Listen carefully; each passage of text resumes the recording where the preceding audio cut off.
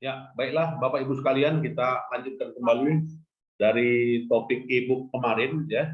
Itu kita udah melihat ya bagaimana definisi kemudian hubungan ya audit investigatif ini dengan berbagai bidang disiplin ilmu yang lain serta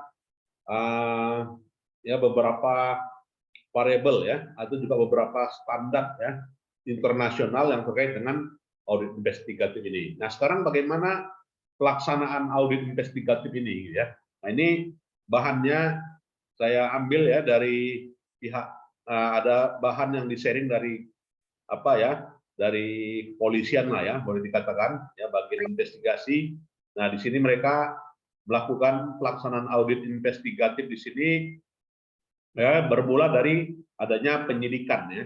Jadi penyidikan adalah serangkaian tindakan penyidik dalam hal dan menurut cara yang diatur dalam undang-undang mencari bukti, mengumpulkan bukti dengan bukti itu membuat terang ya tindak pidana yang terjadi guna menemukan tersangkanya ya. Nah, jadi yang namanya audit investigatif itu identik ya, identik atau juga sama ya dengan yang namanya kecurangan ya, fraud. Karena ada kecurangan lah maka adanya audit investigatif gitu ya. Sehingga audit investigatif di kalangan kepolisian itu mendefinisikannya adalah kegiatan mengumpulkan fakta dan bukti yang dapat diterima dalam sistem hukum yang berlaku di Indonesia ya dengan tujuan untuk mengungkapkan terjadinya kecurangan ya. Jadi bukan lagi menilai kewajaran ya, bukan lagi menilai efektif atau tidak efektif ya, tetapi sudah mengungkapkan kecurangan. Nah, ini esensi dari audit investigatif, Bapak Ibu ya. Nah, jadi inilah bedanya antara audit investigatif menurut audit investigatif dengan fraud ya, audit secara umum dengan audit investigatif ya. Jadi sifatnya audit investigatif itu non recurring ya, artinya tidak setiap saat ada ya. Kalau audit kan udah pasti tahunan ya. Tapi kalau dia audit investigatif itu non recurring ya, tidak berulang-ulang gitu ya. Nah, tapi yang namanya auditing secara umum ya berulang gitu ya. Skopnya lebih spesifik gitu ya. Kemudian juga auditing itu memberikan opini ya. Tetapi audit investigatif itu memberikan apa ya? Temuan bukti gitu ya. Hubungannya sifatnya di sini adalah non adversial gitu ya. Sedangkan hubungan dari audit investigatif itu adalah adversial. Ya, artinya hubungan yang mengikat gitu ya. Kemudian metodologinya ya dengan teknik audit ya biasanya. Kalau dalam auditing itu ada yang namanya apa ya seperangkat teknik ya biasa digunakan. Nah, kalau di dalam audit investigatif itu gabungannya ya. Jadi seperangkat teknik di audit biasa dan juga teknik yang lainnya ya. Kemudian juga nah di sini sifatnya presumption ya. Artinya di sini cenderung apa ya menelaah ya, sifatnya menelaah, probe ya, atau juga men-scan ya, atau juga memantau ya sifatnya. Jadi cenderung bukanlah profesional dan juga skeptis, tapi cenderung adalah melakukan proof ya, artinya yang melakukan penemuan ya, atau juga menemukan hal-hal yang pasti masuk dalam kategori fraud ya. Nah, itu sifatnya pro. Nah, itu bedanya ya antara audit dengan fraud. Nah, ini yang dikatakan dengan alur pikir audit investigatif di sini ya. Jadi audit investigatif di sini meliputi ya fase perencanaan, fase pra perencanaan ya, fase perencanaan, fase pengumpulan bukti, ya fase evaluasi bukti, ya fase pelaporan dan fase tindak lanjut di sini. Nah, jadi ada 6 ya, 6 stake dalam audit investigatif itu.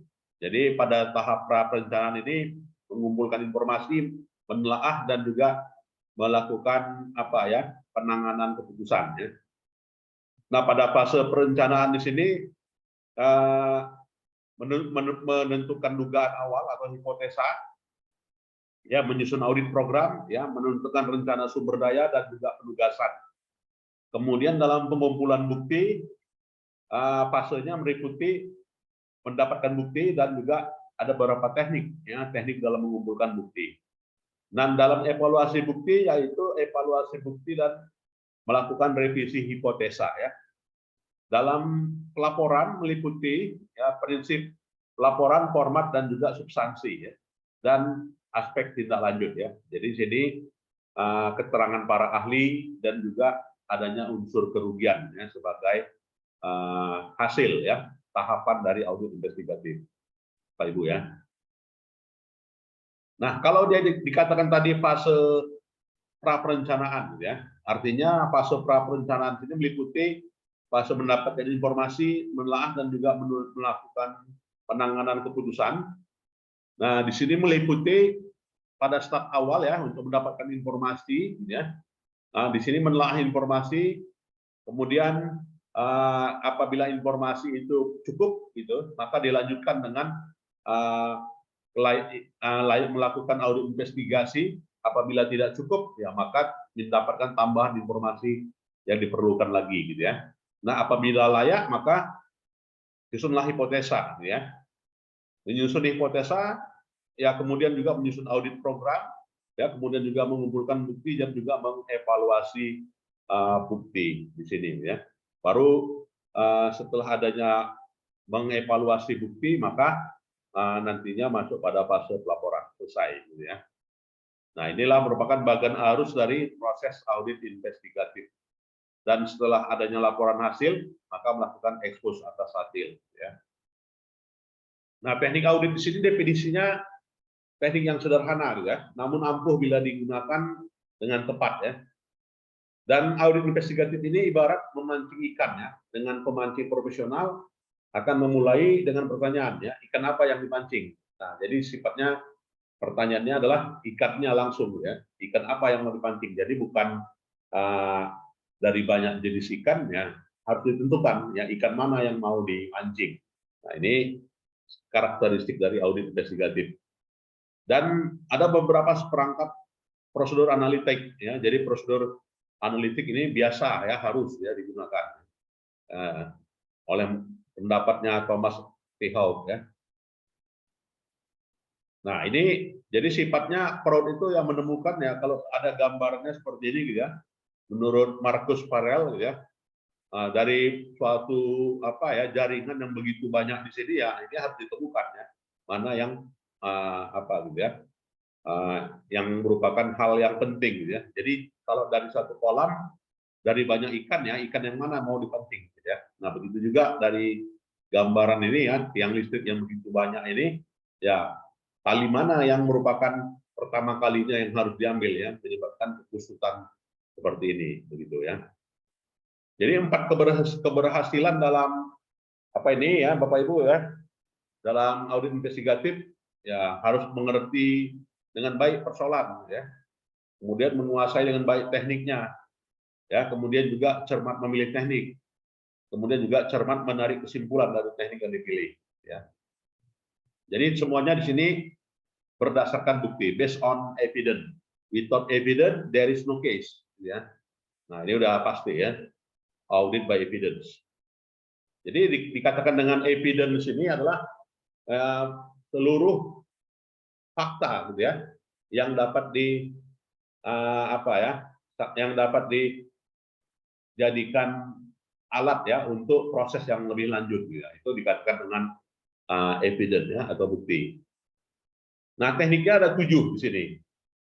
Pertama adalah memeriksa fisik, ya, jadi physical examination tekniknya, ya. Kemudian meminta konfirmasi. Nah, jadi dalam audit umum juga konfirmasi itu merupakan hal yang wajib. Nah, dalam audit investigatif juga sama, ya, hal yang wajib juga. Kemudian memeriksa dokumen, ya, kemudian mereview, ya, yang disebut dengan analytical review, ya, kemudian meminta informasi lisan atau tertulis dari auditan, ya, kemudian menghitung kembali, ya, dan juga mengamati. Nah, ini, ya. Dan meyakini, gitu, ya, meyakini bahwa bukti yang diperoleh selama fase identifikasi masalah dapat diandalkan, ya, atau juga tidak misleading, ya, dan mengidentifikasi ketiga elemen kecurangan tindakan, penyembunyian, dan juga perubahan ya. Nah, dalam mendapatkan bukti gitu ya, terkait dengan aspek kualitas gitu ya. Nah, ini kualitas itu dipandang dari sisi bentuk, dari sisi sumber, dan juga dari sisi cara perolehannya ya. Jadi bukti audit yang relevan atau juga kompeten itu harus diperoleh ya. Nah, sebagai dasar untuk mendukung pendapat, kesimpulan, dan juga recommended ya. Nah, dalam upaya mendapatkan bukti di sini ya, maka aspek yang berikutnya adalah aspek material. Jadi dikatakan material di sini ya dianggap ya bukti itu relevan jika salah satu bagian. Nah, ini ya. Jadi salah satu bagian dari rangkaian bukti yang menggambarkan proses kejadian, atau jika bukti tersebut secara tidak langsung menunjukkan kenyataannya dilakukan atau tidak dilakukannya suatu perbuatan. Nah, jadi bukti dikatakan kompeten jika bukti itu sah dan dapat diandalkan ya, sebagai untuk menjamin kesesuaian dengan fakta, kemudian memenuhi persyaratan hukum dan undang-undang. Ya. Kemudian juga materialitas ya, dalam audit investigasi ini menekankan pada hubungan bukti, terdapat sangkaan yang diindikasikan ya. Jadi bukti itu tendensinya pada indikasi. Nah, jadi di sini dalam pendekatan bukti tadi adalah pendekatan yang apakah bukti itu relevan ya. Kemudian juga apakah bukti itu mendukung unsur kompeten ya, atau juga mendukung unsur admissible gitu ya. Sebuah admisi gitu ya. Nah, ini pendekatannya. Jadi hakim tidak boleh menjatuhkan pidana pada seseorang kecuali apabila sekurang-kurangnya 2 alat bukti. Ya, jadi memang makanya penegak hukum gitu ya, dengan 2 alat bukti ya sudah cukup ya menjadikan seorang itu tersangka begitu ya. Nah, jadi syaratnya 2 alat bukti yang sah ya, dan memperoleh keyakinan bahwa suatu tindak pidana benar-benar terjadi dan terdakwalah yang bersalah melakukannya. Jadi ini juga diadopsi oleh penegak hukum seperti KPK misalnya ya. Tindak pidana tipikor ya, tindak pidana korupsi syaratnya cuma 2 aja ya, yaitu adanya pihak yang terlibat atau juga bukti yang didapatkan ya. Apabila sudah dapat 2 itu ya maka apalagi ditambah pengakuan ya. Kalau sudah adanya pengakuan sudah pasti. Nah, itu bukti juga. Dan sumber bukti itu dari mana? Nah, inilah tadi Bapak Ibu ya, dari saksi juga ya. Ada yang melihat, ada yang mendengar gitu ya. Nah, maka di sini saksi bisa dijadikan alat bukti salah satu ya dari 2 ya. Atau juga dari pihak klien, agensi. Ya, jadi pihak perantara klien ya. Dari instansi pemerintah ya. Dari perusahaan ya, bisa juga ya. Bisa dari informasi elektronik, email misalnya. Atau ada alat bukti di lapangan, bukti forensik. Ada alat komunikasi ya. Nah, dari rekaman suara kan. Makanya rekaman suara itu di pengadilan jadi alat bukti juga kan. Ketika diperdengarkan ya maka menjadi alat bukti gitu ya. Nah, ada pihak yang tersangkanya ya. Ada kepolisian dan juga badan intelijen, ada sumber informasi yang lain. Nah, ini ya. Dan tipe-tipe untuk mendapatkan bukti ya dengan ya adanya bukti utama, ada bukti tambahan, ada bukti langsung ya atau direct evidence, ada bukti tidak langsung, ada bukti perbandingan ya, ada bukti statistik. Nah, jadi inilah jenis-jenis tipe-tipe dari bukti, ada 6 ya. Dan tipe yang lainnya adalah ada keterangan saksi ya, ada keterangan ahli juga, memberatkan, meringankan juga. Ada surat, ada petunjuk, ada keterangan terdakwa ya. Nah, ini menurut KUHP ya, Kitab Undang-Undang Hukum Acara Pidana ya, di pasal 184 kalau peraturan hukum di Indonesia ya. Jadi syarat-syarat dari bukti itu ada keterangan saksi, keterangan ahli juga. Dan metodenya di sini menggunakan yang disebut dengan circumstantial case. Atau circumstantial case ini adalah mengidentifikasi dan beralih ke saksi internal yang dapat memberikan bukti langsung tentang pihak yang diduga terlibatnya. Nah ini, jadi circumstantial case di sini dari saksi menjadi bukti. Ya.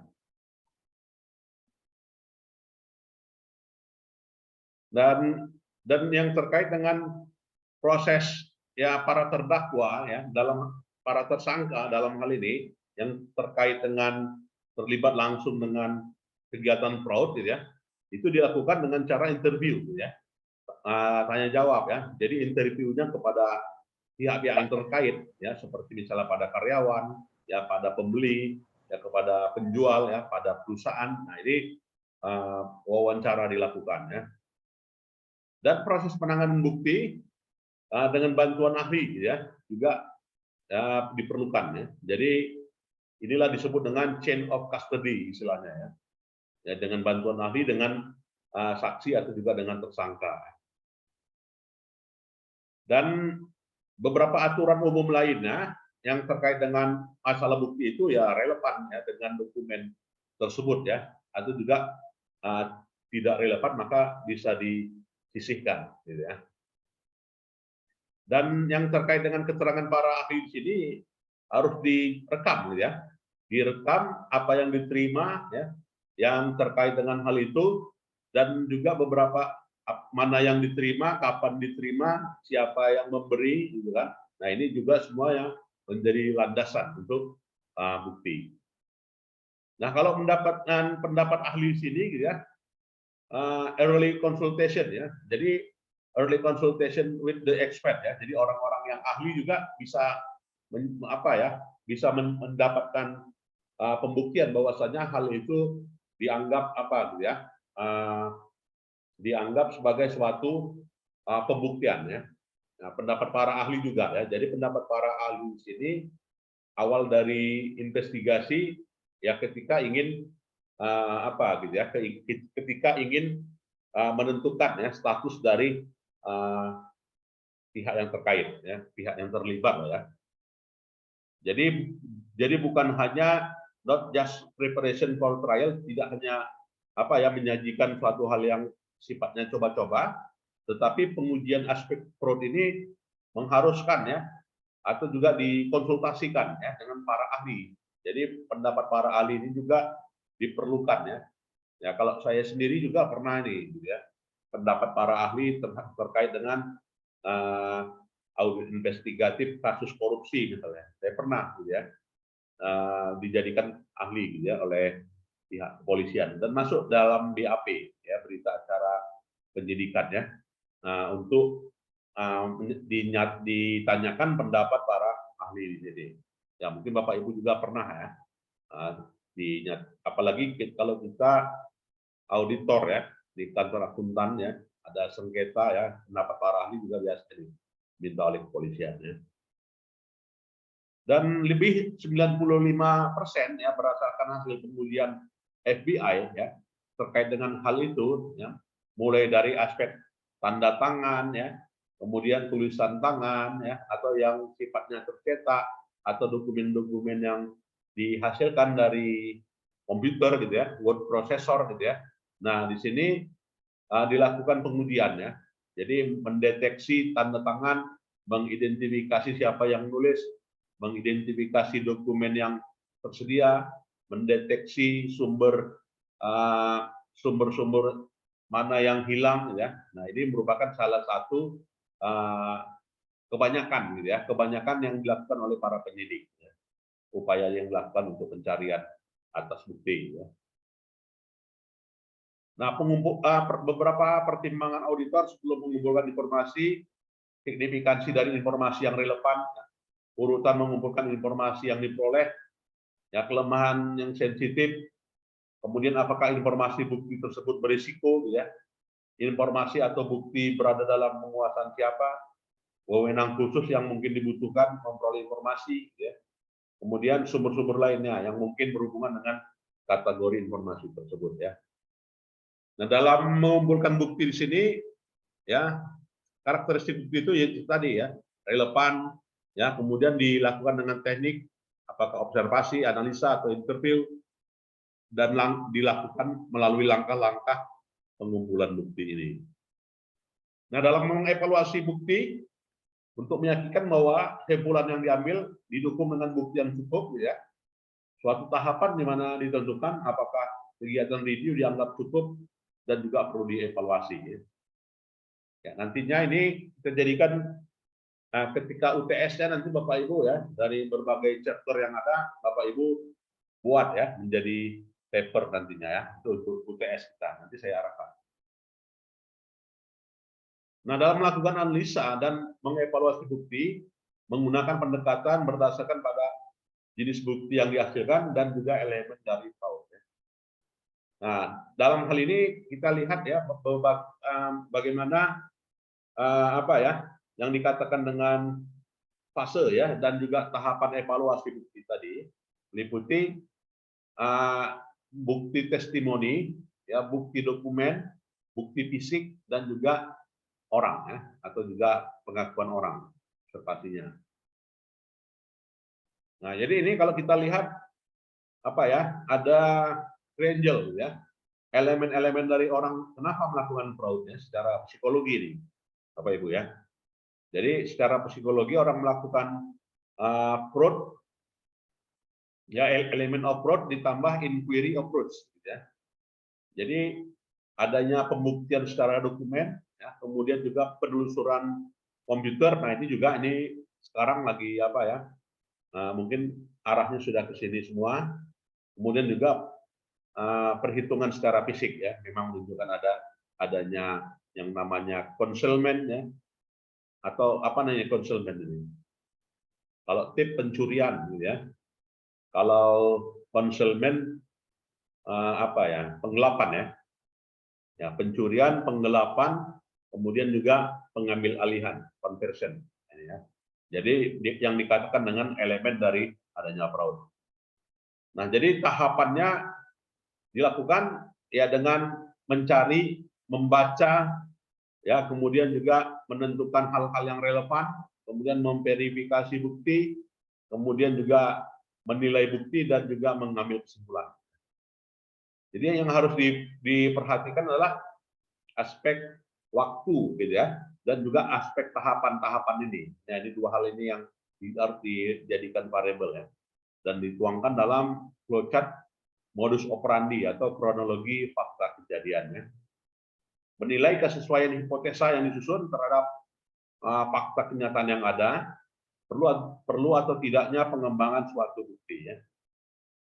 Nah, sebagai referensi dalam permintaan keterangan, interview kepada pihak-pihak terkait, sebagai bahan evaluasi bukti yang diperoleh, sebagai acuan dalam menentukan bukti yang harus diperoleh, sebagai acuan menentukan kasus posisi, sebagai bagian dalam penyusunan laporan audit investigasi, Pak Ibu ya. Nah, ini bukti menurut hukum dan menurut kategori audit, gitu ya. Jadi kalau dia dikatakan pembuktiannya secara audit, bukti itu haruslah cukup ya, haruslah relevan ya, haruslah kompeten ya. Sampel juga ya. Sampel itu ya terkait dengan kecukupan gitu ya. Jadi secara fisik itu diuji ya, sudah dikonfirmasi, sudah didokumentasi ya, sudah diobservasi, ya sudah di apa ya, sudah dicocokkan dengan klien ya. Kemudian juga sudah diuji secara mekanik dan juga sudah dianalisa ya secara prosedur analitik.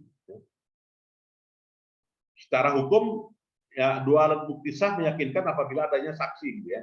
Saksi yang melihat, keterangan ahli sudah dijadikan bukti dia. Surat gitu ya, petunjuk ya. Nah, ini surat juga udah pernah ya beberapa kali ya. Misalnya kan kasusnya alat pemadam kebakaran gitu ya. Ya kenapa kasus korupsi itu muncul ya? Karena adanya surat telegram misalnya kan. Nah, awal mulanya itu, maka sudah jadi bukti itu. Jadi informasi yang diucapkan juga ya dikirimkan. Nah, jadi informasi yang diucapkan bisa dijadikan bukti. Yang dikirimkan atau diterima disimpan secara elektronik dengan alat optik atau surfa ya. Jadi bukti SMS, bukti WhatsApp ya. bagian dan lainnya ya. Dokumen rekaman dan keterangan terdakwa. Ya, mungkin ada yang kita diskusikan, Bapak Ibu, silakan.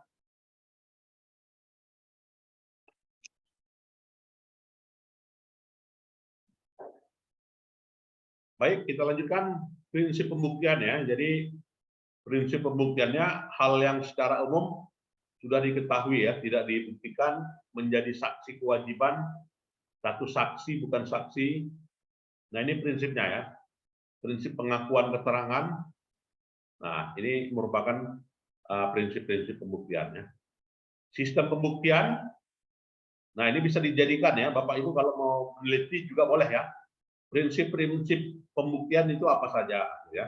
Jadi dijadikan variabel, lantas diuji nanti di lapangan boleh. Sistem pembuktian juga ya, bagaimana sistem pembuktian conviction in time ya, sistem pembuktian positive lethalgic, sistem pembuktian lay conviction reasons, dan juga sistem pembuktian negatif lethalgic special ya. Jadi di sini berdasarkan keyakinan hakim, kemudian berdasarkan pada KUHAP atau undang-undang hukum positif ya, atau berdasarkan pada keyakinan hakim atas alasan yang logis. Nah, ini juga bisa dijadikan pembuktian ya, dan juga menurut undang-undang negatif. Nah, jadi modus umum itu Bapak Ibu kita lihat kalau rekayasa penunjukan pelaksanaan pekerjaan ya. Jadi ini direktur proyek melakukan lelang ya secara formalitas gitu ya. Dan ada kesepakatan ya untuk memasang genset bekas ya. Nah, ini modus umumnya ya terjadi adanya lelang formalitas ya. Jadi lelang formalitas pimpinan proyek itu akan mendapatkan pemenang ya. Nah, ini. Atas sebuah kontrak ya. Jadi kontrak genset yang harganya 450 dengan genset yang bekas ya, bukan baru. Jadi ada unsur kerugiannya. Jadi genset bekas di sini apa ya, dijadikan bukti ya. Padahal ini buktinya 100% secara fisik, dan genset bekas itu dilelang ya untuk pekerjaan senilai 450 juta ya. Dan pada berita acara penyerahan bahwasanya perintah pemindah bukuan 450 juta pada rekening proyek Bank X ya. Ya, jadi tidak tercatat di dalam buku kas umum ya, di proyek rekening Bank Y ya. Ini Bapak Ibu. Nah, itulah Bapak Ibu sekalian yang terkait dengan tahapan-tahapan dari audit investigasi ini. Dan nantinya saya akan memberikan Bapak Ibu di sini ada berapa orang ini ya? 12 ya, 11 ya. Jadi ada 5 kelompok ya. Jadi nanti ada 5 judul terkait dengan UTS dari bahan-bahan perkuliahan yang sebelumnya sudah kita kita laksanakan. Itu menjadi tugas ya untuk UTS kita ya. Baik, ada yang mau ditanyakan Bapak Ibu sekalian? Silakan ya. Prof, yang UTS itu Prof per chapter, kelompok per chapter gitu Prof? Ya, betul Pak. Jadi nanti satu kelompok 2 orang ya. Satu kelompok 2 orang, jadi ada 5 kelompok semuanya. Jadi chapter yang mana nanti misalkan terkait dengan chapter 1, judul apa yang judul apa nanti yang menjadi bahan UTS. Nah, itu nanti saya share ya. Judulnya Pak.